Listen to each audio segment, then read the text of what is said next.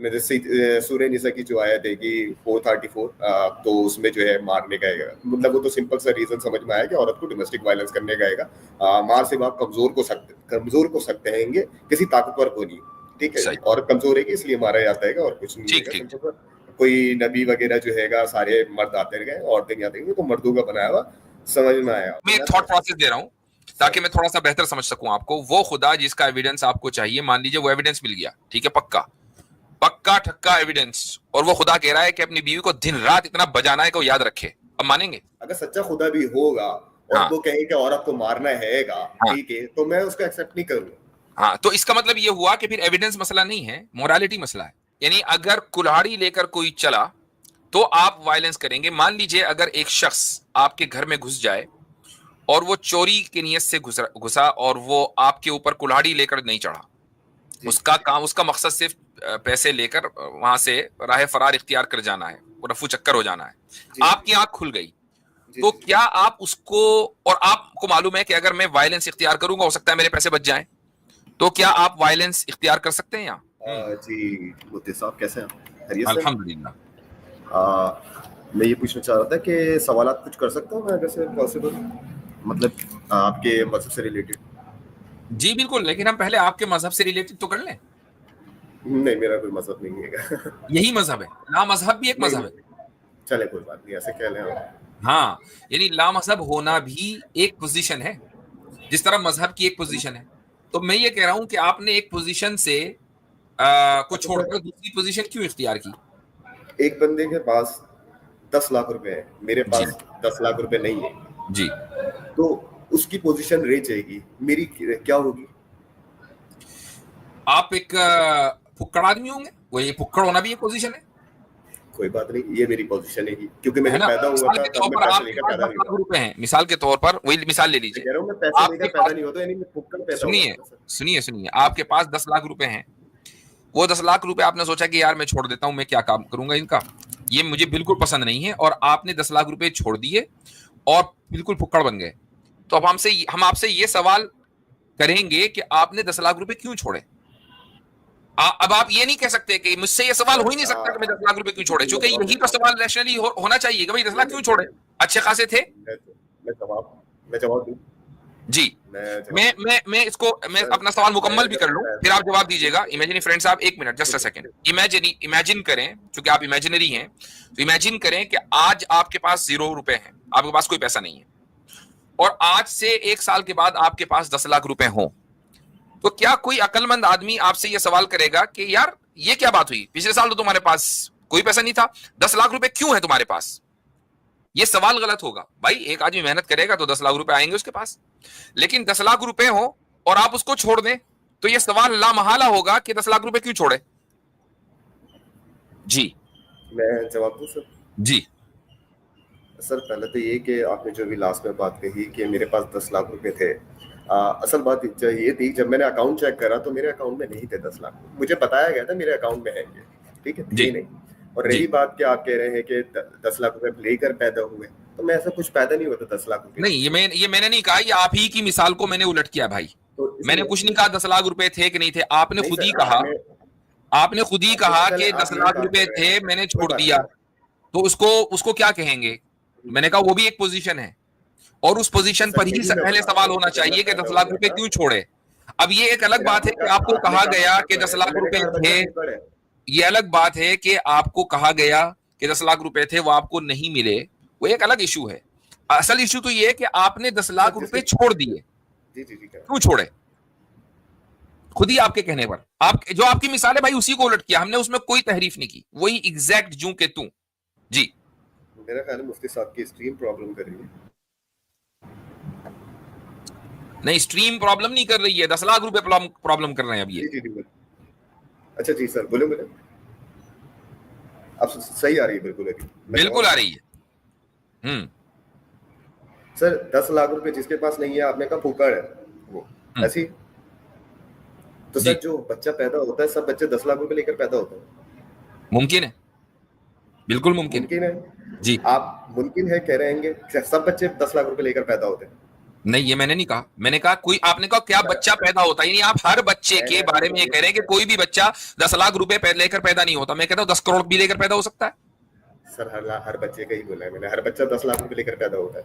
आपने आपने जी, जी। क्या, अच्छा कोई बच्चा पैदा होता है 10 लाख लेकर?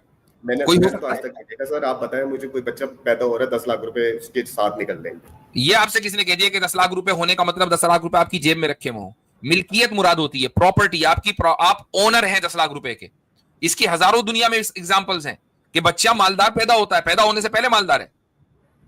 पैदा होने से पहले मालदार रहेगा भाई, साथ लेकर आ रहा है ना, मैं कैसे बता सकता हूँ? तो उसके माँ बाप का होता है ना, जो भी होता है वो आगे डाइवर्ट करते हैं। क्या ऐसी ऐसा मदर भी जो है मुमकिन आगे। नहीं है कि एक बच्चे का वालिद, उसकी बच्चा जब माँ के उसमें था, वूम में होने वाला था, बच्चे का वालिद मसलन मर गया और उसने विल लिख दी बच्चे के नाम सारी प्रॉपर्टी, बच्चा पैदा हुआ मिलियनर, ऐसा हो सकता है कि नहीं हो सकता? पैदा होने के बाद अमीर हो गया ना। पैदा होते ही वो अमीर हुआ ना। पैदा कैसे हुआ सर? पैदा पैदा तो वो गरीब ही हुआ ना, पैसे कुछ भी नहीं थे उसके पास, नहीं थे ना, भुक्कड़ था वो आपके आपको, हिसाब से। मुझे हैरत की बात है जी कि जी जी आपको जी। इतनी सी बात समझ में नहीं आती कि पैसे होने का मतलब पैसे जेब में होना नहीं है, ओनरशिप मुराद है। बच्चा पैदा हुआ ही है owner, as an owner of the property. यानी मुझे वाकई फिर यकीन हो गया कि आप जी जैसे जी। लोगों को मुर्तदी हो जाना चाहिए, क्योंकि आप लोगों को तो बेसिक समझ नहीं है हकीकतन। अच्छा सर, मैं तो सवाल करने आया था, आपने मुझसे अच्छा सवाल हजरत, अगर इनका ही लॉजिक इस्तेमाल कर लिया जाए, तो आपके कोई वालिद साहब तो होंगे, जाहिर सी जी बात जी है। बिल्कुल। जी जी बिल्कुल। हर टाइम आपके हाथ में रहते हैं या आपके कंधे पे सवार रहते हैं? सर एक था इमेजिनरी फ्रेंड, वो था, अब नहीं है। जी जी जी। तो आप मेरे तो भाई, जैसा सवाल कर रहे हैं वैसे ही आप जवाब मेरे दूंगा। भाई, यू डिजर्व जी जी जी। कि आप इस्लाम छोड़ दें, चूंकि मैंने तो अभी तक सवाल भी नहीं किया आपसे, कुछ भी नहीं किया, आप जवाब देने को भी तैयार नहीं हो रहे, आप मुझसे सवाल करे जा रहे हैं। चूंकि हमारा आप जो दावा तरीका करते है हैं, मेरे भाई, आपके पास डिवाइन। हमारा जो तरीका है ना वो ये कि हम जी जी। पहले किसी भी मुल्हिद से जो हमारे पास आता है मुर्तद, हाँ हाँ। हम उससे पूछते हैं कि भाई आपने इर्तिदाद क्यों छोड़ा, ताकि उसका आईक्यू लेवल का अंदाजा हो जाए, जो हमें कुछ कुछ हो रहा है, बल्कि बहुत कुछ हो रहा जी है। जी जी जी। और फिर हम उससे फैसला करते हैं कि भाई वाकई इसके पास जेन्युइन रीजन था या उसका ट्रीटमेंट हमें कुछ और होना चाहिए। जेन्युइन रीजन था तो हमारे पास अभी आपसे आने से पहले मिस्टर एक्स थे, कौन कौन थे, अबू शाकिर थे, उनके सवालों का हम जवाब दे ही रहे थे। कोई ऐसा तो आपका है कोई नहीं। क्राइटेरिया है कि जेन्युइन रीजन क्या होता है? वो हमें पता चल जाता है, इतनी देर में हमें अंदाजा हो गया, आधा अंदाजा हो गया, आधा भी थोड़ी देर में हो इतनी जाएगा। देर में आपको ये अंदाजा हुआ कि आप सवाल के जवाब नहीं दे अभी सकते, थोड़ी आप देर तो में सवाल से। अंदाजा मजीद हो जाएगा जब आप मजीद अच्छा गुफ्तगू सर, तो करेंगे। सवाल करके चले जाओ, सवाल कर तो ले तो आप सही ठीक लगे, आप जवाब दे अच्छा, दीजिए। अच्छा एक बात बताएं, क्या आप म्यूचुअल डायलॉग में यकीन नहीं रखते हैं? बिल्कुल रखता हूँ। रखते हैं ना? तो ठीक है, जब आप हमारे पास आए हैं, पहली मर्तबा आए हैं, मिस्टर एक्स को हम जानते हैं, अबू शाकिर को जानते हैं, साल साल से आ रहे हैं, ठीक है, जी आप पहली मर्तबा, मेरे नॉलेज में नहीं, आप इससे पहले आए हैं, नहीं नहीं, पहली फर्स्ट मर्तबा टाइम आए, आया, फर्स्ट टाइम ठीक आया। है। तो क्या ऐसा नहीं होना चाहिए? मुझे तो आप जानते हैं इसलिए मेरे पास आए हैं, मैं आपको नहीं जानता हूं। आई वुड लाइक टू नहीं, नो हु यू मैं आर। अच्छे तरीके से नहीं जानता हूँ, मुझे किसी ने बोला कि ये मुफ्ती साहब हैं, ये हाँ ठीक है, मैं। इतना तो जानते हैं ना मैं मुफ्ती साहब हूँ, और इतना भी जानते हैं कि मैं जी जी मुसलमान हूँ, और इतना भी जानते हैं कि इस्लाम का दिफा करता हूँ, ठीक है, जी इतना जी भी जी जानते हैं कि एथिज्म पर बात करता हूँ। ये सारी जी चीजें जो बुनियाद मोटी मोटी हैं, मजीद जी जानने की जरूरत नहीं है कि मेरा शजरा नसब जानने की जरूरत नहीं, नीदर आई एम बिल्कुल इंटरेस्टेड बिल्कुल। कि आप कहाँ के हैं, क्या नाम आपका ओरिजिनल है, आपके वालिद का नाम क्या है, मुझे जानने की जरूरत नहीं है। हम आइडियोलॉजीज पे बात करते हैं, आप मेरी आइडियोलॉजी से पहले से वाकिफ है ना, I would like to know कि आपकी आइडियोलॉजी क्या है और क्यों है, ताकि मैं म्यूचुअल ग्राउंड के ऊपर, फेयर ग्राउंड के ऊपर आपसे गुफ्तगू कर सकूं। That's the point. ये मकसद नहीं है कि आपके सवालात से हमें कोई दिलचस्पी नहीं है, सवालात ही का जवाब देने के लिए बैठे हैं। जी जी जी। जी। तो अब मुझे आप बताएं कि आपने जो इर्तिदाद इख्तियार किया, इल्हाद इख्तियार किया, क्यों किया? मैंने क्यों किया, मैंने थोड़ा सा डिटेल में और बता दिया कितना कि मैं अरसा क्यों हुआ ये भी करता हूँ। बताइएगा। मैं जी डिटेल में बता दिया फॉरम में। मैं राजा साहब और हारिस सुल्तान की डिबेट सुन रहा था, तो जी। पहले अपोलोजेटिक मुस्लिम थे कि हम कहते थे कि नहीं नहीं, मौलवी जो आएंगे ना वो गलत हैं, ये। फिर जब डिबेट सुन ली तो उसके बाद फिर जाके स्टडी करा। जी जब स्टडी करा तो जो टीन एज में एक सवाल आया था कि किताबें तो कोई भी लिख सकता है, खुदा तो कोई भी किताब। हाँ, दोबारा बोले क्या सवाल आया? जी जी। सवाल ये आया जहन में, जो बताया जाता है, यानी कि 16 की एज में मुझे थोड़ा सा रियलाइज हुआ था कि ये जो लिखा हुआ हैगा, लिखे हुए से मानना है तो कोई भी लिख सकता है, इसमें कोई ऐसी बात नहीं। थोड़ा बहुत कुरान पढ़ा था, 99% मुस्लिम कुरान नहीं पढ़ते हैं, आपको पता होगा, ठीक है, हम भी वही थे, हमने कुरान नहीं पढ़ा था, बस हमने कहा चलो जाने दो, खैर अपने आप को मेंटल जिम्नास्टिक करके एक्सेप्ट कर लिया था कि यार कोई तो देखा जाएगा, खुदा से पहले खुदा को किसने बनाया, हम खुदा से ही मुफ्ती साहब, पूछेंगे। इन्होंने एक क्लेम किया है इसमें कि 99% मुसलमान कुरान नहीं पढ़ते। ये अपने बारे में कहें, दूसरों के बारे में ये क्लेम ना करें कि कितने परसेंट मुसलमान कुरान पढ़ते नहीं पढ़ते। आप नहीं पढ़ते तो इसका ये मतलब नहीं है कि 99% मुसलमान कुरान नहीं पढ़ते। एक मिनट मैं जरा सा रोकता हूँ आपकी इनकी बात। आसिम भाई मैं सोच रहा हूँ इनकी बात एक मुकम्मल सुन लें वरना टॉपिक ना बदल जाए, फिर हम अपना जवाब देंगे इंशाअल्लाह। जज़ाकुमुल्लाह। जी भाई, आप 99 100 कह लें आप, मैं भी कुछ नहीं रोक रहा हूँ आपको, ठीक है? 100% नहीं पढ़ते। आगे बोले। पर्सनल एक्सपीरियंस रहा है, जितने भी लोगों से मिला हूं, डजंट मैटर, आगे बोले। मेरे दोस्त क्या रोक है, वी डोंट केयर, आगे बोले, आगे बोले। क्यों, फिर क्या हुआ? 99 नहीं पढ़ते, फिर क्या हुआ? नहीं पढ़ते तो वो समझते हैं कि मौलवी जो है ना वो गलत हैं, उनको गालियां देते हैं। ठीक है, हमारी तरह हम भी समझते थे कि यार मौलवी गलत बता रहेगा। जब खुद पढ़ता है तो बंदा पता चलता है कि रियलिटी क्या है क्या नहीं।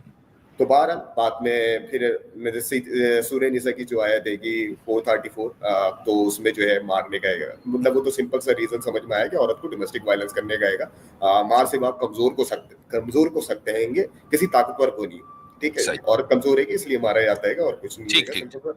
कोई नबी वगैरह जो है सारे मर्द आते गए, औरतें नहीं आते गए, तो मर्दों का बनाया हुआ समझ में आया। और सिंपल सा था कि ये सारे मसले मसाइल जो मैं मतलब अपनी मोरालिटी में जो मुझे समझ में आता है कि ये गलत है तो गलत है, तो मैं उसको एक्सेप्ट नहीं कर सकता था। इस बात पर ये हो गया था, मैंने कहा अगर से खुदा है तो पता चल जाएगा, खत्म हो गया बात। मैं जब तक नहीं मानूंगा जब तक ये नजर ना आए कि वाकई में कोई चीज है कि हाँ यार ये एविडेंस है जो रियलिटी है इससे ये मेल खाता, मैं एक्सेप्ट कर लूंगा, कोई मसला नहीं है। कोई भी कुछ दावा करे तो एविडेंस किस चीज का चाहिए था आपको? सर खुदा का एविडेंस। तो अब मसला मोरालिटी नहीं है, मसला खुदा का एविडेंस है। जी सर, मोरालिटी मान लीजिए अगर वो खुदा जिसका एविडेंस आपको मिल जाए, मोरालिटी अगर मैं बेहतर दे रहा हूं, मैं एक थॉट प्रोसेस दे रहा हूं ताकि मैं थोड़ा सा बेहतर समझ सकूं आपको। वो खुदा जिसका एविडेंस आपको चाहिए, मान लीजिए वो एविडेंस मिल गया, ठीक है, पक्का ठक्का एविडेंस, और वो खुदा कह रहा है कि अपनी बीवी को दिन रात इतना बजाना है कि वो याद रखे, अब मानेंगे? मैंने आपको बात कंप्लीट कर रहा था वही कि मेरी मोरालिटी अगर से उससे बेहतर रहेगी तो वो खुदा कैसे हो सकता है? नहीं, मैं ये कह रहा हूं एक एविडेंस मिल गया आपको, वो एविडेंस इतना डेफिनेटिव है कि आप उसका इनकार नहीं कर पा रहे, लेकिन वो खुदा कह रहा है दिन रात पिलाई करनी है, ठीक है, इतना बजाना है कि सूझ जाए। अब क्या करेंगे ऐसा? सर जो अभी मेरे अंदर जो यानी कि मुझे जो मोरालिटी है कि जो एग्जिस्ट करती है, जिसको मैं एक्सेप्ट करता हूँ, अगर सच्चा खुदा भी होगा और वो कहे कि औरत को मारना हैगा, ठीक है, तो मैं उसको एक्सेप्ट नहीं करूंगा। हाँ, तो इसका मतलब ये हुआ कि फिर एविडेंस मसला नहीं है, मोरालिटी मसला है, क्योंकि वो खुदा हो नहीं सकता ना सर। नहीं, ये कोई बात नहीं, ये आपने पहले से कैसे कर लिया? अभी तो एविडेंस मिला ही नहीं। मैंने थॉट प्रोसेस दिया आपको, ये तो मैंने आपको थॉट प्रोसेस दिया, थॉट प्रोसेस से ये पता चल गया कि मसला एविडेंस नहीं है, फिर मसला मोरालिटी है। सर मोरालिटी या तो आप कहें कि नहीं मसला एविडेंस है, मुझे एविडेंस नहीं मिला, तो फिर एविडेंस पे बात करते हैं, या फिर बात करेंगे मोरालिटी पे। आप दोनों चीजें मिक्स नहीं कर सकते। सर मोरालिटी पॉइंट बनाता है, हर मुस्लिम का मोरालिटी पॉइंट बनता है एथियस्ट में, यानी कि एथियस्ट तो नहीं होता है, एथियस्ट कहना गलत होता है, कंफ्यूजन में चले जाता है, लोग कहेंगे एथियस्ट हो गया, एथियस्ट नहीं होता, कंफ्यूज हो जाता है। तो बहरहाल आपका मसला एविडेंस है ही नहीं, आपका मसला है मोरालिटी। नहीं सर, लूप होल भी है, वही तो सवाल कर रहा था मैं आपसे। मैंने आपने खुद ही कह दिया ना कि अगर मुझे एविडेंस ऐसा मिल भी जाएगा तब भी मैं ऐसे खुदा को नहीं मानूंगा, तो द इश्यू इज मोरालिटी। ये तो आपने पहले ही, इसको बोलते हैं नतीजे पर पहुंच जाना बगैर किसी दलील के, ठीक है? ये फैलेसी है, एक लॉजिकल फैलेसी है, ये आपको पता होना चाहिए कि अभी बगैर किसी दलील के आप नतीजे पे कैसे पहुंच गए। एक थॉट प्रोसेस में आपने पहले कह दिया ऐसा हो ही नहीं सकता, भाई किस बुनियाद क्यों नहीं हो सकता? अगर खुदा आपको नजर आ जाए और वो खुदा ऐसा हो कि जिसकी जो मर्जी हो, वो आपको किसी भी तरह का हुक्म दे सकता है, तो आप खुदा की मोरालिटी डिसाइड नहीं करेंगे, खुदा आपकी मोरालिटी डिसाइड करेगा। तो ये थॉट प्रोसेस में आप एक नतीजे पर पहुंचे, इसको लॉजिकल फैलेसी बोला जाता है। तो do not commit any logical fallacy. अब हम आ जाते हैं मोरालिटी के ऊपर, ठीक है जी हाँ। तो आपने ये कहा कि सूरह निसा की आयत ने आपको बॉदर किया कि भाई ये तो मर्दों का बनाया हुआ एक रिलीजन है और इसमें औरतों के ऊपर वायलेंस या डोमेस्टिक वायलेंस की इसमें बात की गई है, ठीक है, ओके। अभी मेरी जो अबू शाकिर से मुख्तसर सी गुफ्तगू हो रही थी तो आपने सुनी होगी। मैंने गौर नहीं करी, गौर नहीं किया, चलें ठीक है, अब गौर से सुनिएगा। मैं आपसे एक अच्छा, जब मैं सवाल करता हूं ना तो मकसद ये होता है जवाब ही देना, यानी ये मत समझिए कि मैं आपको कोई कॉर्नर कर रहा हूं या मकसद आपको चुप कराना है, चुप कराना नहीं है। आपके सवाल का सही जवाब देना है, और मेरी नीयत यही होती है। हाँ, जब मुझे मैं भाप लेता हूं कि अगला बंदा शरारती है, तो फिर हमारी टोन भी बदल जाती है, हमारा अंदाज भी बदल जाता है। तो इस चीज का जरा ख्याल रखिएगा कि बहुत ही, यानी हम गुफ्तगू जिस खुलूस के साथ कर रहे हैं, उसी खुलूस के साथ। और अगर आपको ऐसा कुछ लगा, मेरी कोई ऐसी इंटेंशन नहीं है। नहीं, I am just making a disclaimer मेरे भाई। जी जी। तो जिस खुलूस के साथ हम गुफ्तगू कर रहे हैं, आप भी उसी खुलूस के साथ उस गुफ्तगू को सुने, या एक्सेप्ट करें या रिजेक्ट करें, व्हाटएवर। मेरा सवाल आपसे यह है कि क्या हर तरह के वायलेंस के आप खिलाफ हैं? डिपेंड करता सिचुएशन के ऊपर। ओके, तो it is a subjective matter. जी जी बिल्कुल। ठीक है, तो इसका मतलब ये हुआ कि कुछ सिचुएशंस में वायलेंस दुरुस्त भी है, कुछ सिचुएशन में, मैंने कहा ना, सब्जेक्टिव है ये हमारा अपना बनाया हुआ। हाँ, मैंने उसका मतलब सब्जेक्टिव का मतलब ये होता है ना, कुछ सिचुएशन में वायलेंस दुरुस्त है। ओके, क्या कोई एक ऐसी सिचुएशन मुझे बता सकते हैं कि जिसमें वायलेंस दुरुस्त हो, और वो क्यों दुरुस्त है? मसला अगर कोई शख्स हैगा, ठीक है, वो मेरे पर कुल्हाड़ी लेकर चढ़ा हुआ हैगा, ठीक है, मेरे पास सिर्फ एबिलिटी, यानी कि मेरे पास सिर्फ वहां पर यही हैगा ऑप्शन कि मैं इसका जो हैगा, यानी कि या तो मैं इसको वायलेंस ही कर सकता हूँ फिजिकली जाकर, यानी कि उसके साथ, या तो सिंपल सा हैगा कि मैं अपने आप को मरवा दूं। अच्छा, यानी अगर कुल्हाड़ी लेकर कोई चला तो आप वायलेंस करेंगे। मान लीजिए अगर एक शख्स आपके घर में घुस जाए और वो चोरी की नियत से घुसा और वो आपके ऊपर कुल्हाड़ी लेकर नहीं चढ़ा, उसका काम, उसका मकसद सिर्फ पैसे लेकर वहां से राह फरार इख्तियार कर जाना है, रफू चक्कर हो जाना है, आपकी आंख खुल गई, तो क्या आप उसको, और आपको मालूम है कि अगर मैं वायलेंस इख्तियार करूंगा हो सकता है मेरे पैसे बच जाएं, तो क्या आप वायलेंस इख्तियार कर सकते हैं? यहाँ नहीं सर, मैं रिटेलिएट उसी हिसाब से करूंगा जिस तरीके से वो क्राइम करेगा। यानी वो भी आप भी चोरी करेंगे? नहीं, आप समझे नहीं, मैंने ऐसा कहा कि अगर से वो चोरी करने आया, मिसाल के तौर पर अगर से चोर हैगा कि वो आया है कि, यानी कि उसको पैसे चाहिए कि सोना चाहिएगा, उसलिए आएगा। एक चोर आया है खाने के लिए कि खाना चोरी करना है उसने। नहीं, वो पैसे चोरी करना आया भाई, खाना नहीं, पैसे चोरी करना आया। इतनी सिंपैथी ना दिखाएं, वो पैसे चोरी करना आया है। अच्छा सर, पैसे चोरी करने आया है तो सर मैं उतना ही करूंगा कि वो दोबारा ये चीज ना कर सके।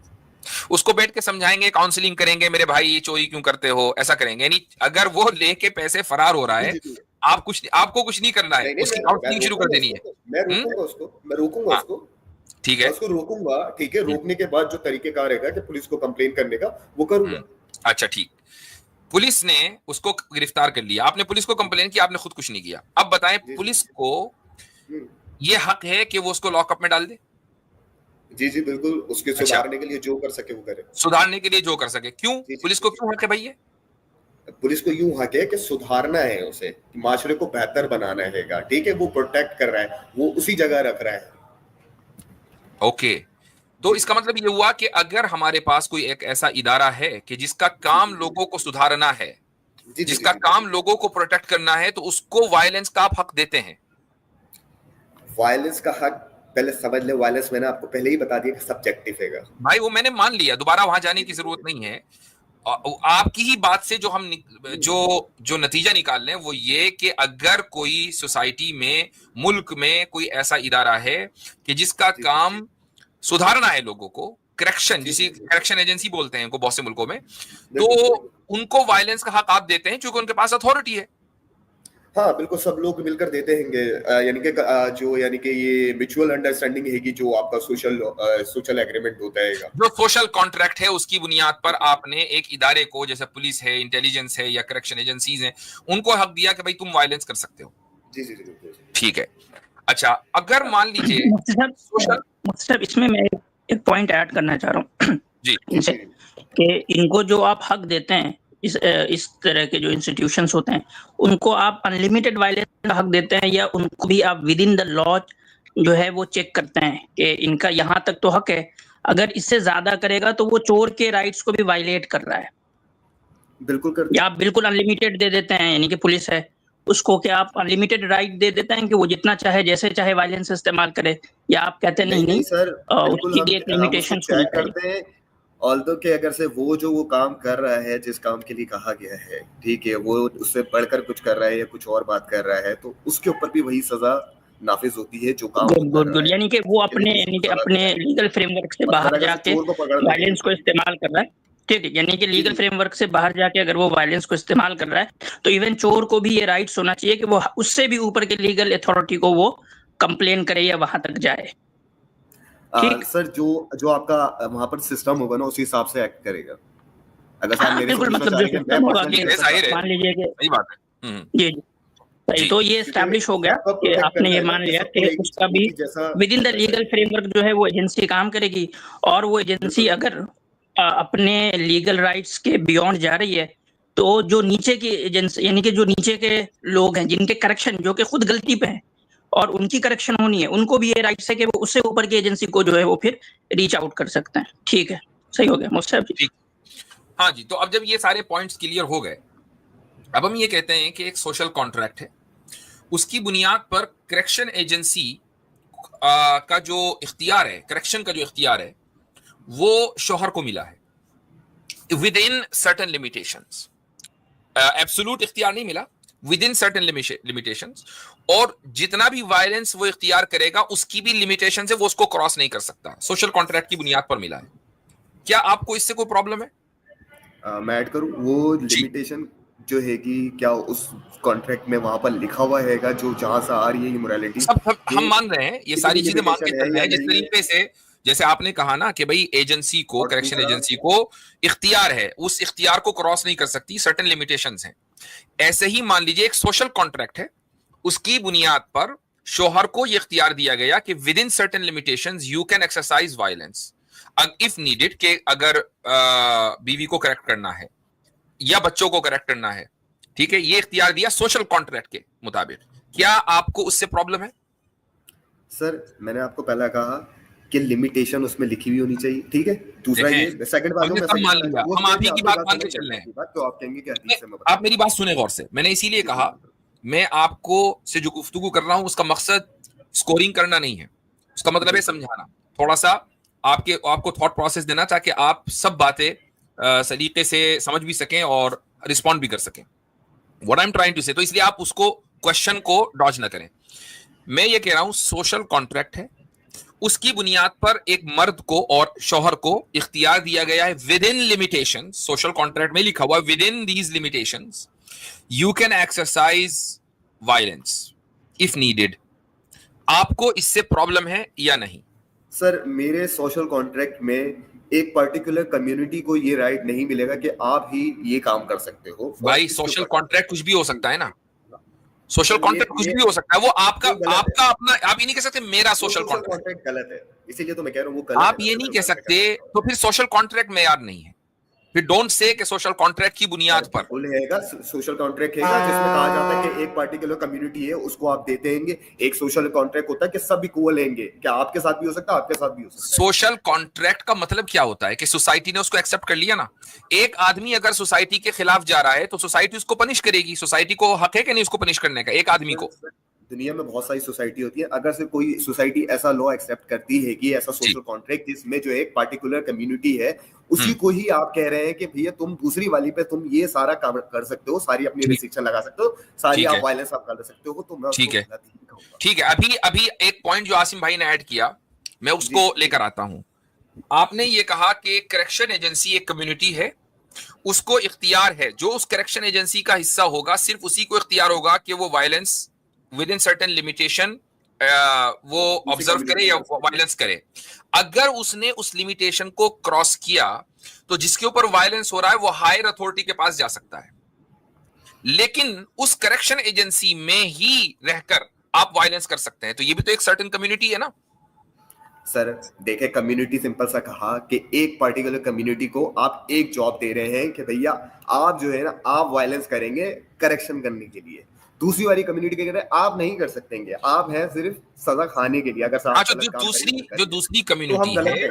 जो दूसरी कम्युनिटी है जिनको आपने ये कहा कि आपका करेक्शन किया जाएगा, और जो करेक्शन वाली है जिनको, जो करेक्शन कम्युनिटी में जो लोग हैं वो करेक्शन करने वाले हैं, कोई ना कोई क्वालिटी देख कर तो आप उसमें लेकर आएंगे ना उनको।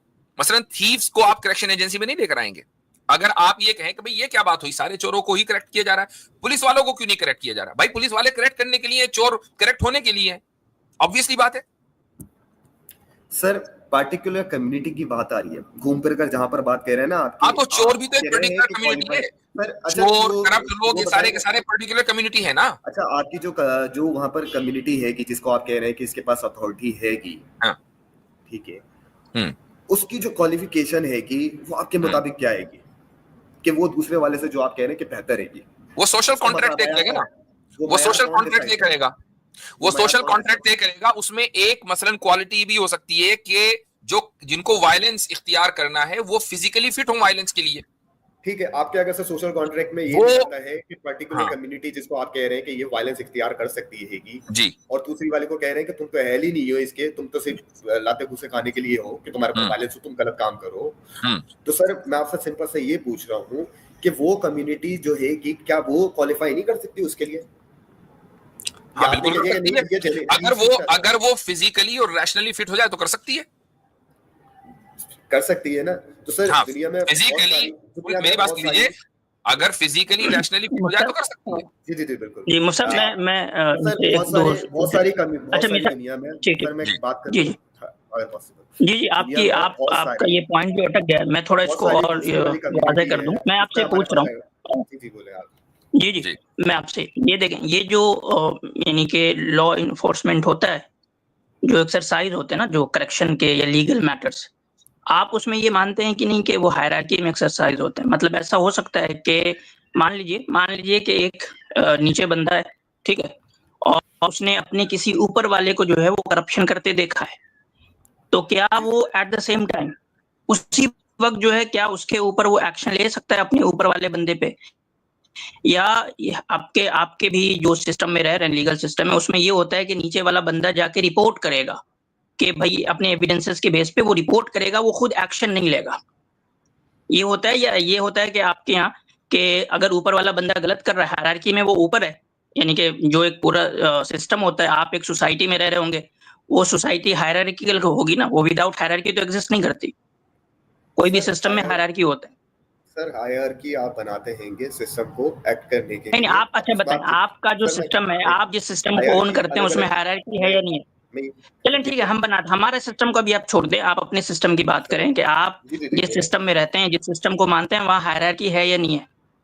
सर जो सोशल कॉन्ट्रैक्ट है ना मेरा, उसमें कोई कम्युनिटी जो है ना, कोई जो इस लिहाज से अभी उसको हम कम्युनिटी अब देखेंगे ना, अभी देखेंगे। मैं कहता हूं आसिम भाई, एक मिनट आसिम भाई, let's talk about his social contract, ठीक है? चूंकि अब अगर हम अपने सोशल कॉन्ट्रैक्ट की बात करेंगे, क्योंकि मैं तो ऐसे सोशल कॉन्ट्रैक्ट को मानता नहीं हूं, क्योंकि उनके जहन में एक खास सोशल कॉन्ट्रैक्ट है, तो लेट्स पुट योर, इसलिए मैं इनको कह रहा हूं कि ये अपना सोशल कॉन्ट्रैक्ट बताएं कि ये जो सोसाइटी में रहते हैं उसमें हायरार्की एग्जिस्ट करती है या नहीं करती है? सर मेरा पहला ये कि मेरा सोशल कॉन्ट्रैक्ट जो मैं समझता हूँ, ठीक है, वो करेक्ट भी हो सकता है। अगर वो गलत है आप बता दीजिएगा सर, मैं करेक्ट कर लूंगा। हाँ, वो अपना प्रेजेंट तो करें, क्या है जी? मेरी सोशल कॉन्ट्रैक्ट के मुताबिक जो मर्द है औरत है वो इक्वल है। किसी का भी फैसला इस बुनियाद पे नहीं है कि वो जानदार रहेगा जी, कि उसकी जान ज्यादा है तो वो उसके ऊपर जो है वायलेंस कर सकता है। अगर से औरत क्वालिफाई करती है, अगर से मर्द कोई गलत काम करता है तो औरत भी उसी तरीके से अप्लाई कर सकती है वही इम्प्लीमेंटेशन जो मर्द कर रहा है, क्योंकि इक्वालिटी है। अब रही बात कि आप कहें कि भैया वो जो है वो कमजोर है तो मर्द ही मार सकता है, तो सर माजरत ये मतलब चलिए आपका आगे। अब मैं आपसे दूसरा सवाल करता हूँ, ये आप जेंडर के बजाय ना, अब थोड़ा सा मैं आपको दूसरा एस्पेक्ट देता हूँ आपकी सोसाइटी का ही। आपके सोसाइटी में अथॉरिटी की हायरार्की है या सिर्फ जेंडर ही एग्जिस्ट करते हैं और कोई दूसरी एस्पेक्ट एग्जिस्ट ही नहीं करता? जेंडर के अलावा कोई दूसरा एस्पेक्ट है ही नहीं आपकी सोसाइटी में, सिर्फ जेंडर ही एग्जिस्ट करते हैं? सर मोरालिटी जो आप कह रहे हैं, मोरालिटी नहीं, मैं क्या आपसे लीगल फ्रेमवर्क में बात कर रहा हूँ। मैं आपसे पूछ रहा हूँ आपकी सोसाइटी के अंदर जो समझे अथॉरिटेटिव हायरार्की है, अथॉरिटी की हायरार्की है, वो एग्जिस्ट करती है या नहीं करती है? जी सर बिल्कुल करती है, वो हम में से ही आते हैं। करती है, गुड करती है। तो जो अथॉरिटी में जो हायरार्की में ऊपर है, उसके पास ये राइट्स है या नहीं है कि वो अपने से नीचे वाले के ऊपर डायरेक्ट एक्शन ले सकता है? सर जो क्राइम करेगा नीचे वाले का मतलब नहीं है, वो ऊपर वाले के ऊपर भी एक्शन ले सकता है लीगल फ्रेमवर्क। हाँ, मैं अभी आ रहा हूँ, उस पर भी आ रहा हूँ। पहले आप इस बात को कंफर्म करें कि जो ऊपर वाला है हायरार्की में, वो अपने से नीचे वाले को, मैं कह रहा हूँ मेरा ख्याल है आप अगर से जितने भी सिस्टम है दुनिया में, वहां पर लोअर रैंक का ऑफिसर भी अपने से अपर वाले की कंप्लेंट कर सकता है। अगर आप कंप्लेन कर सकता है, that is the thing, complain कर सकता है। हम उस पॉइंट पे आएंगे, कंप्लेन वाले पॉइंट पे आएंगे, वो बात की बात है। मैं अभी एक्शन लेने की बात कर रहा हूँ, कंप्लेन करने की नहीं, कि जो हायरार्की में ऊपर है वो नीचे वाले पे डायरेक्ट एक्शन लेके नोटिस उसको दे सकता है कि भाई तुम यहाँ गलत कर रहे हो, तुम्हें ये नोटिस दी जाती है, 15 दिन में तुम करेक्ट हो जाओ वरना ये एक्शन होगा, ऐसे वैसे कुछ भी वो यानी कि लीगल नोटिस इशू कर सकता है वो। लेकिन नीचे वाला क्या, नीचे वाला अगर किसी को क्या कह रहे हैं सर, एक्शन भी कर सकता है, मसलन हायरार्की यानी नीचे वाला बंदा, यानी कि जो अथॉरिटी में हायरार्की में नीचे है, जो अथॉरिटी में हायरार्की में नीचे है, वो अपने ऊपर वाले को नोटिस वो जारी कर सकता है जी, एक्शन भी ले सकता है सर। बस एक एग्जांपल दे दुनिया का, दुनिया के एक लीगल, आप दुनिया के एक लीगल फ्रेमवर्क का एग्जांपल दे जहां नीचे वाला जो है वो अपने से ऊपर वाले के ऊपर एक्शन लेता है। आप एक एग्जांपल दे दुनिया की। सर, दुनिया भर में जितनी भी अदालतें हैं वो प्राइम मिनिस्टर के अंडर आती हैं या नहीं?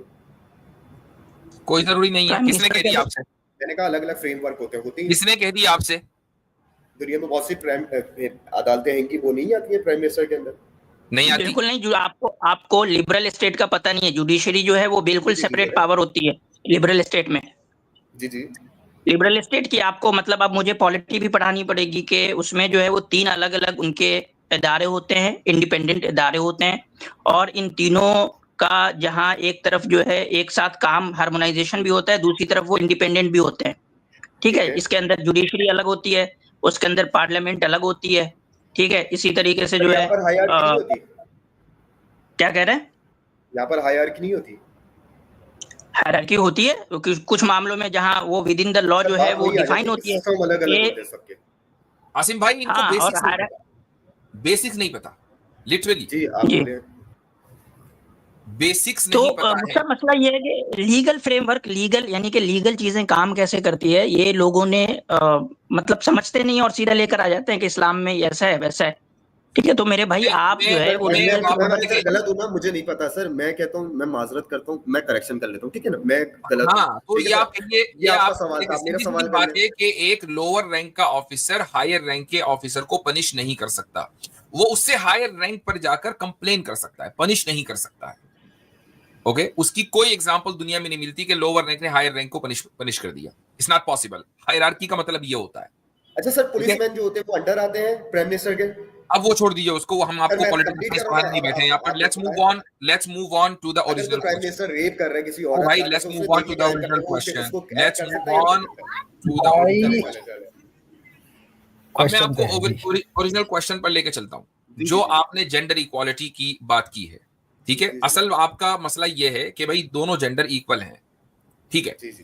अच्छा, क्यों इक्वल है? क्यों इक्वल है, क्यों नहीं इक्वल है सर? आपने दावा किया ना सर, क्यों इक्वल है भाई, तो आप बताएंगे ना सर। वो तो हमें नजर आता है कि 2 बच्चे पैदा होते हैं, मतलब यानी इक्वल, हम यहाँ पे पूछने का मतलब है कि इक्वल इन ऑल एस्पेक्ट्स। हाँ, मतलब हमारे पूछने का मतलब है इक्वल इन ऑल एस्पेक्ट्स, वो जो भी है, इक्वालिटी इन ऑल एस्पेक्ट्स। क्यों डाइवर्सिटी होती है भाई? क्यों? मैंने सिंपल सा सवाल किया कि दोनों हर चीज में क्यों इक्वल हैं, इसकी क्या दलील है? सर, मैंने तो कहा ही नहीं है हर चीज में इक्वल है। अच्छा, किस चीज में इनइक्वल है? सर, आप जो पनिशमेंट रखते हैं ना, उसके लिए वो बिल्कुल यानी कि इक्वल है। एक मिनट, पहले हम ये साबित करेंगे कि दोनों हर चीज में इक्वल है, ताकि अपनी जिम्मेदारियों और अपनी रिस्पॉन्सिबिलिटीज और कॉन्सिक्वेंसेस दोनों में भी इक्वल हो। पहले ये साबित करना पड़ेगा। तो आप ये बताएं कि दोनों जेंडर हर चीज में इक्वल है, और इक्वल है तो क्यों है, और नहीं है तो किन चीजों में नहीं है और क्यों नहीं है? सर, मैंने कहा तो आपको अभी बोला कि जो दोनों जो है एक ही तरीके से पैदा होते हैं, दोनों एक ही तरीके से पैदा होते हैं, ठीक है। दोनों को तकलीफ होती है, दोनों को तकलीफ होती है। सही। दोनों को धोखे में बुरा लगता है इक्वली। सही। दोनों को बेवफाई का दुख होता है। सही। तो इसलिए साबित ये हुआ कि तमाम चीजों में दोनों इक्वल है, राइट? जी जी जी, बिल्कुल सर। अच्छा, तमाम चीजों में नहीं है। अरे अभी तो कह रहे जी तमाम चीजों में नहीं है। जो आपने बात कही उस पे कह रहा हूँ, आप तमाम चीजों पे कह रहे हैं, तमाम चीजों पे डिफरेंस आते हैं। मसलन अच्छा, किन चीजों में डिफरेंस है सर? मसलन जैसे कि अगर से मैं एवरेज मर्द हूँ, ठीक है, मेरी जो जान हैगी उसके मुताबिक मैं समझूंगा कि मैं बड़ा स्ट्रांग हूँ, ठीक है, लेकिन बहुत सारी दुनिया में ऐसी औरतें हैं जो मुझसे ज्यादा जानदार हैं। इंडिविजुअल की बात नहीं हो रही भाई, हो सकता है आप निहायत कमजोर इंसान हो, हमें उससे कोई फर्क नहीं पड़ता। What I am trying to say कि दो जेंडर किन चीजों में इक्वल नहीं है? किन चीजों पर इक्वल नहीं है? आप पहले कह रहे थे कि इक्वल है, आप कह रहे हैं कि इक्वल नहीं है। आपने कहा ना, आपने खुद ही कहा कि उन्हीं सारी चीजों में इक्वल नहीं है, कुछ चीजों में इक्वल है, कुछ चीजों में नहीं है। तो मैं पूछ रहा हूं किन चीजों में नहीं है? या तो कहिए कि सारी चीजों में इक्वल है, and stick to that point. जी जी सर, बिल्कुल। जनरलाइज बात करी जाए कि जो कमजोर होंगी, मतलब यानी कि फिजिकली जो है औरतें जो होती है मोस्टली आपको लग रहा है सवाल समझ नहीं आ रहा, बहुत सिंपल सवाल है। मेरे भाई सुन लें, आपका स्टैंड क्या है, बहुत क्लियर, कि औरत और मर्द जो है वो तमाम चीजों में इक्वल है। अगर आपका ये स्टैंड है तो ठीक है, हम इस पे बात करेंगे। अगर आपका ये स्टैंड है कि नहीं, तमाम चीजों में इक्वल नहीं है, तो आपसे ये पूछा जा रहा है कि 3-4 वो चीजें बता दे जिसमें वो इक्वल नहीं है। जी सर, मैंने पहले ही बताया आपको कि फिजिकली वो इक्वल नहीं है, फिजिकली इक्वल नहीं है। ओके, और इसके अलावा कुछ? बाकी जो 5000 ईयर से जो आपने यानी कि डिप्रेस करके रखा हुआ है औरतों को, जी, 5 ईयर से जी, तो उसके मुताबिक उनका एक्सपोजर, उनका कॉन्फिडेंस वैसा नहीं होता जैसा मर्द का होता है। अच्छा, तो यानी उनका जो लैक ऑफ कॉन्फिडेंस है वो सोशल कॉन्ट्रैक्ट की वजह से नहीं, ये सोशल कंस्ट्रक्ट है। ठीक है।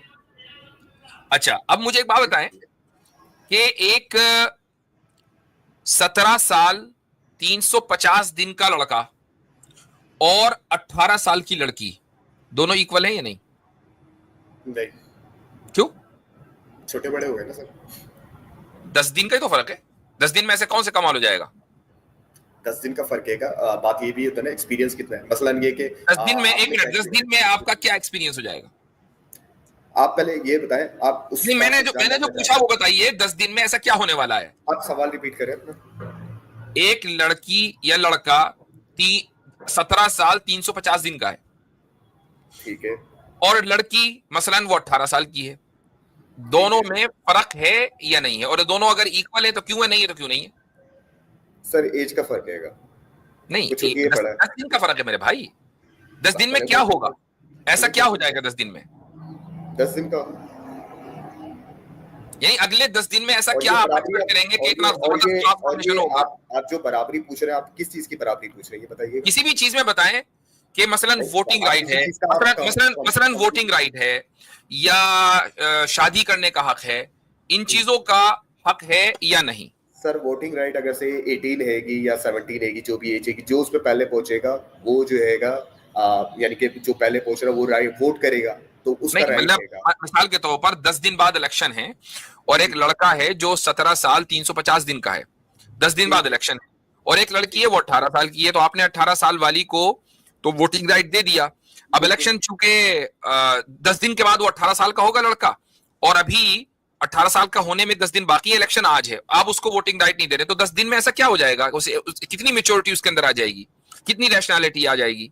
सर, लोगों की लम्हों में मेच्योरिटी जो होती है आ जाती है, 1 घंटे में आ जाती है, 2 घंटे में भी आ जाती है, और लोगों की सालों में भी नहीं आती है। पहला तो ये ठीक है, लेकिन जो जनरलाइज बात है कि हम एक टाइम पीरियड रखते हैं, इस टाइम तक जो है मेच्योरिटी आ जाती है, एक क्राइटेरिया आपने खींच दिया होता है।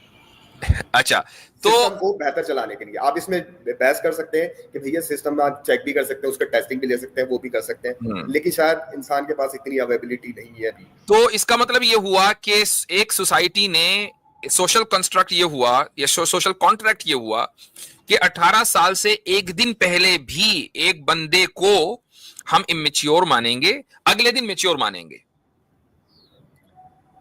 सिस्टम चलाने के लिए सर, बिल्कुल, for whatever reason, system चलाने के लिए जो भी है, ये ऐसा जो सोशल कॉन्ट्रैक्ट है सर, मैं नहीं समझता कि ऐसा सोशल कॉन्ट्रैक्ट रैशनल है।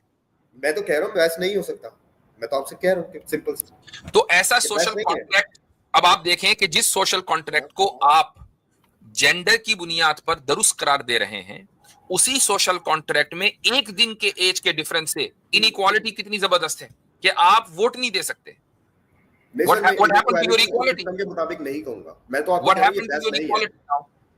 सर बहस नहीं है, मैं तो सिंपल सा आपका से मेच्योरिटी की जो इंसान समझता है, जितनी रिसर्च है उस मुताबिक तो सिंपल सा अगर से किसी इंसान को आपको चेक करना हो कि भैया मेच्योर हुआ या नहीं हुआ, तो उसकी टेस्टिंग होनी चाहिए। ठीक है, टेस्टिंग की सूरत में होना चाहिए, आप उसका कंप्यूटराइज टेस्ट कर सकते हैं जिसमें आप क्वेश्चन अपने हिसाब से सेट कर सकते हैं जो इंसान समझ पाएगा, लेकिन हम उसमें से भी कुछ ना कुछ प्रॉब्लम निकाल देंगे, उसको कहेंगे ये बेस्ट नहीं है और हम उसको एक्सेप्ट कर लेंगे और करेक्ट कर लेंगे। Sir what I am trying to say कि आप इस सोशल कॉन्ट्रैक्ट को, जो लिबरल सोशल कॉन्ट्रैक्ट है, उसको दुरुस्त करार दे रहे हैं और उसमें इनइक्वालिटी अपनी उरूज पर है, महज एक दिन के फर्क। सर वो मजहबी कॉन्ट्रैक्ट से बेहतर रहेगा। तो बताया ना, एक दिन के फर्क से एक बंदा वोट नहीं दे सकता, एक दिन के फर्क से। सर ये कैसे बेहतर है? सर जनरली पीपल जो है ना, एक दिन के डिफरेंस से इतना माइंड नहीं करते चीजों को जितना पिटने पे करते हैं कि भैया मेरे को मारा जाएगा क्योंकि सिर्फ मैं वीकर हूं इसलिए। तो ये असल में क्या है कि आपने अपने जहन में एक चीज बिठा ली कि नहीं ये असल में मारने वाली बात। असल बात ये है कि हम इक्वालिटी के ऊपर बात करें कि जिस इक्वालिटी को आप प्रमोट कर रहे हैं या सपोर्ट कर रहे हैं। सर असल में मेरी बात पूरी होने दिया करें, मेरी बात पूरी होने दिया करें, वरना तो कोई फायदा नहीं है बात करने का। जिस इक्वालिटी को आप प्रमोट कर रहे हैं और जिस सोशल कॉन्ट्रैक्ट और निजाम की बुनियाद पर कर रहे हैं, वो निजाम खुद इनइक्वालिटी के ऊपर खड़ा हुआ है। और घंटों के एतबार से, अब मैं दिन भी नहीं, 1 घंटे बाद अगर 12 बजेंगे और बंदा 18 साल का होगा, अगर 1 घंटे पहले इलेक्शन हो रहा है तो आप वोट नहीं दे सकते। आप अपनी शादी का हक हक जो आपको शादी का है, आप उसको इख्तियार नहीं कर सकते, उसको एक्सरसाइज नहीं कर सकते 1 घंटे के फर्क से। तो इनइक्वालिटी तो ये है। अच्छा, अब आगे let me explain now. Enough हो गई कन्वर्सेशन। सर आपने कंक्लूड कर दिया, मेरे रिमार्क्स सुने नहीं, अब सुनने भी नहीं है, मैं अपनी बात कर लूं ताकि हमें अगले कॉर्नर्स भी हैं। अब आ जाते हैं हम डोमेस्टिक सवाल ले नहीं, मेरे भाई अपनी बात कंक्लूड कर रहे हैं, मतलब ऐसे अच्छी बात भाई म्यूट करें, म्यूट, हमें अपनी बात भी तो करनी है अब। तो अब आ जाते हैं हम डोमेस्टिक वायलेंस के ऊपर, कि जिसको आप डोमेस्टिक वायलेंस कहते हैं वो दरअसल वायलेंस है ही नहीं। ये आपकी टर्म है कि जिसको आप डोमेस्टिक वायलेंस कह रहे हैं, ये आपकी टर्म है। हम आपकी टर्मिनोलॉजी इख्तियार करने के पाबंद नहीं है। हम ये कह रहे हैं कि सोशल कॉन्ट्रैक्ट की बुनियाद पर हस्बैंड को उसकी फिजिकल और उसकी साइकोलॉजिकली जो उसकी एबिलिटीज है, फिजिकल एबिलिटीज और साइकोलॉजिकल एबिलिटीज की बुनियाद पर एक शोहर को ये राइट दिया सोशल कॉन्ट्रैक्ट को सामने रखते हुए कि उसको करेक्शन का हक है। और उस करेक्शन के लिए इन सर्टेन सिनेरियोज, मैंने अभी अबू शाकिर से गुफ्तगू करते हुए कहा कि एक्स्ट्रा मैरिटल अफेयर्स की सिचुएशन में उसको यह हक है कि बजाय इसके कि वो पुलिस में, बजाय इसके कि वो अदालत में केस को रिपोर्ट करे, अगर वो अपनी फैमिली के सतह पर स्टेज बाय स्टेज चलते हुए अपनी फैमिली को बचा ले और वायलेंस का जो लाइटेस्ट मोड है उसको इख्तियार करे, तो इसमें कोई हरज नहीं है। ये इस्लामिकली स्पीकिंग बात कर रहा हूं मैं। जाहिर है कि अगर लिबरल लॉ में, मसलन आप किसी ऐसे मुल्क में रहते हैं कि जहां पर ये करना भी उसमें आता है, बैटरी जिसको बोलते हैं या इसको वायलेंस कहते हैं, अगर ये करना भी वायलेंस में आता है तो फिर शौहर को ये हक नहीं होगा कि वो अपनी बीवी को इस तरह भी करे, ये भी फिर जायज नहीं होगा। तो ये आपके सामने हमने बात रख दी है, आपको कबूल करनी है करें, ना करनी हो वो आपकी मर्जी है। जी, बाकी लोगों ने देख ही लिया कि आपके कॉन्सेप्ट क्लियर नहीं है अभी। जी गो अहेड। जी, इसमें एक पॉइंट ये है कि हमें थोड़ा समझना होगा कि जो स्टेट नेचर है ना, इस्लामी जो सोसाइटी है, स्टेट है, उसका नेचर क्या है और लिबरल जो स्टेट है, सोसाइटी है, उसका नेचर क्या है। लिबरल स्टेट और सोसाइटी के अंदर जो सारी अथॉरिटी है, जो सारा पावर है, वो सिर्फ स्टेट को दिया गया है। ठीक है, इस्लाम जो है वो पावर डिस्ट्रीब्यूशन में यकीन रखता है। तो इसलिए देखेंगे कि इस्लामिक सोसाइटी, इस्लामिक स्टेट जो है वो पावर को कई सतह पे, अथॉरिटी को कई सतह पे डिस्ट्रीब्यूट कर देता है और पावर को बांट देता है ताकि वो स्मूथली रन करे और सारा बर्डन जो है वो यह सारा पावर जो है वो स्टेट के पास इस तरह से एक्यूमुलेट नहीं हो जाए कि जो इंडिविजुअल्स है उसको स्टेट जैसे चाहे उस तरीके से जो है वो उसका इनके एक्सप्लॉइटेशन कर ले। तो इस वजह से अभी देखेंगे लिबरल स्टेट के अंदर जो इंडिविजुअल है उनका एक्सप्लॉइटेशन बहुत ईजी है बनिस्बत एक इस्लामी सोसाइटी है, इस्लामिक स्टेट के, कि वहाँ पावर को डिस्ट्रीब्यूट किया जाता है और स्टेट ये करती है कि भाई आप अपनी निचली सतहों पे जो है वो चीज़ों को हल करें और वहाँ से जो है खास करके फैमिली को, यानी कि खानदान को बहुत मजबूत किया जाता है इस्लामिक सिस्टम में। और लिबरल सिस्टम में तो खानदान वानदान को चाहिए। असल बात यही है कि लिबरल सोशल कॉन्ट्रैक्ट में फैमिली आखिर में आती है। फैमिली का कोई वजूद नहीं है, वो आपकी पर्सनल चॉइस है, आप होना चाहे रहे फैमिली में, नहीं कोई बात नहीं। इस्लाम में फैमिली को प्रायोरिटाइज किया गया और फैमिली को बचाने के जितने तरीके हैं पॉसिबल उनको लीगलाइज भी किया गया और उनको एक्टिव भी बनाया गया। उनमें एक तरीका यह भी है कि हायरार्की फैमिली में रखी गई है। लिबरल स्टेट में चूंकि स्टेट में हायरार्की है तो अब फैमिली में हायरार्की नहीं रखी गई। तो ये दो अलग अलग वर्ल्ड व्यू हैं। अब हमारे इमेजिनरी भाई क्या करते हैं, वो एक वर्ल्ड व्यू को कहते हैं कि यार ये अच्छा लग रहा है, क्यों? क्योंकि परवरिश उसी वर्ल्ड व्यू में हुई है, और दूसरे वर्ल्ड व्यू के ऊपर आकर क्रिटिसाइज करते हैं। तो ये फेयर ग्राउंड नहीं है कि जी इस्लाम में डोमेस्टिक वायलेंस है। आप ये देखें कि आप किस वर्ल्ड व्यू से बात कर रहे हैं। Comparison world view to world view होगा, ना कि केस टू केस।